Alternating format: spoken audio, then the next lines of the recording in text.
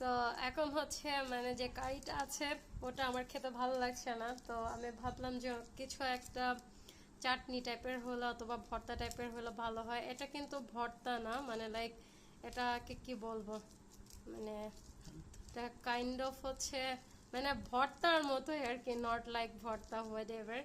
তো how we make this, basically এটা হচ্ছে মাই মেক করতেছে।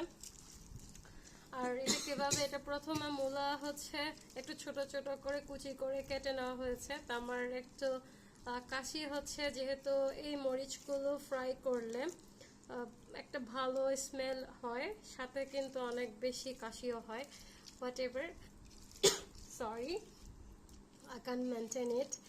আর হচ্ছে এখানে এটা কুচি কুচি করে কেটে নেওয়ার পরে এই শুকনো মরিচগুলো ফ্রাই করে দেওয়া হয়েছে ছোট ছোট করে। আর একটু আগে আমি যে পাতার কথা বলেছিলাম সেটা ছিল হলুদ গাছের ডগা থেকে নিয়ে আসা পাতাগুলো, আর সেই পাতাগুলো হচ্ছে এগুলো। এটা নর্মালি এভাবে ভর্তা এভাবে লাইক মাখায়ও খাওয়া যায়, আবার এই এই মূলা ভর্তার সাথে মিক্স করেও খাওয়া যায়। তো মা আসলে কিভাবে মেক করছে সেটা হচ্ছে যাতে করে দুটো খেতে পারি, দুইটা টাইপের হয়, সেইভাবেই মেক করেছে।